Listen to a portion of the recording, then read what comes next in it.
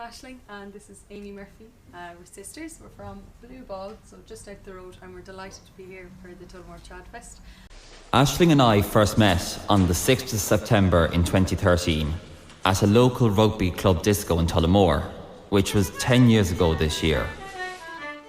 We were both just 15 years old, and it was our first time to ever meet, even though we only lived 7 or 8 minutes up the road from each other. I knew even way back then that there was just something so special about her. Her beautiful and warm personality, coupled with that big, distinctive and wholesome smile that I grew to love more and more as time went on. The very next day, I just couldn't resist. I felt that there was genuinely something so special about her, so I just had to text her. So, from that day forward, we started texting each other, and after a number of weeks and meetups, we were in a relationship together. We simply couldn't get enough of each other. I instantly loved her family. They were, and still are to this day, the most warm, wholesome and welcoming family you can ever meet. They symbolise absolutely everything that is great about Irish society. Good, honest, kind and hard-working people that I am so lucky to call family. Although I found out on December 18th of 2016, while at my house, that we weren't officially going out, as I had never officially asked her to be my girlfriend. So it was on that night that I officially asked Ashling to be my girlfriend, and this became our anniversary date, which worked out perfectly as I had a surprise gift for Christmas to give her that night, which was the first ever gift I got her, a rose gold Daniel Wellington watch with a brown leather strap that I knew she really wanted for a long time. A watch that her mother Kathleen now wears every day. What we had was very, very special, and we both knew it. Honestly, Ashling knew me better than I knew myself. She could literally read me like a book, knew exactly what mood I was in, and knew exactly what to do or say to cheer me up, and I know for a fact this went both ways.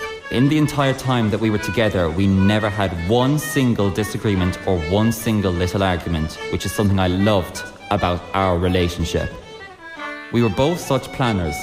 We had made so many plans together, such as moving in together, starting our careers, travelling the world together, building a house together, having kids and starting a family, proposing to her, getting married.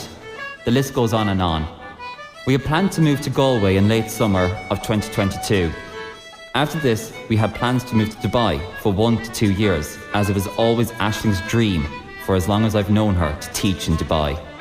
After Dubai was going to be coming home and building our house, which we already had spent so many hours designing together over the Christmas of 2021.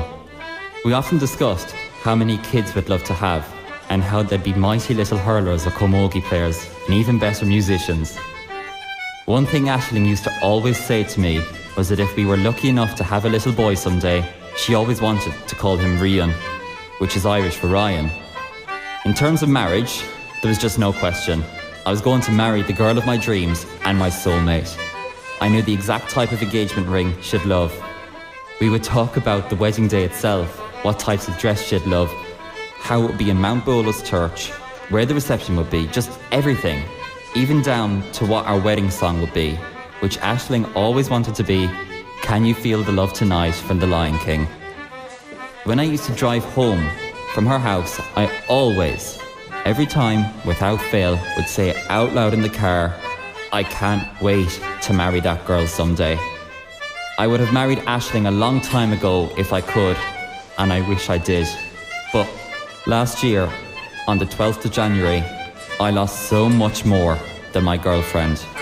I lost my partner in life, my closest friend, my best friend. The privilege of marrying into the Murphy and Leonard family.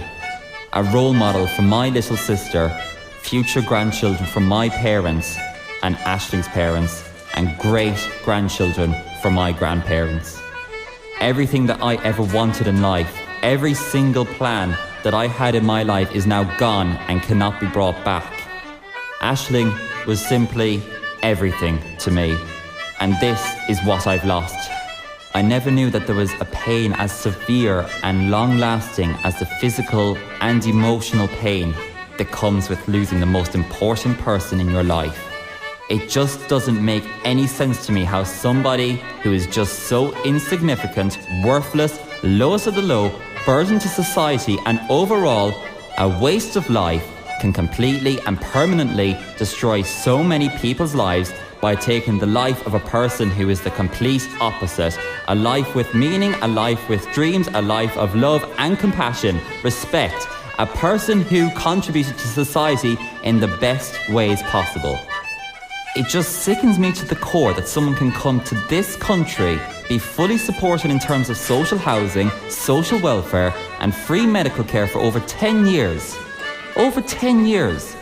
Never hold down a legitimate job and never once contribute to society in any way, shape or form, can commit such a horrendous, evil act of incomprehensible violence on such a beautiful, loving and talented person who in fact worked for the state, educating the next generation and represented everything that is good about Irish society.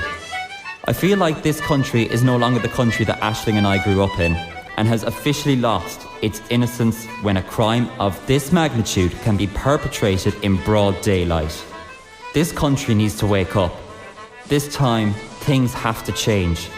We have to once and for all start putting the safety of not only Irish people, but everybody in this country who works hard, pays taxes, raises families, and overall contributes to society first. We don't want to see any other family in this country go through what we have gone through and are continuing to go through. I don't think we will ever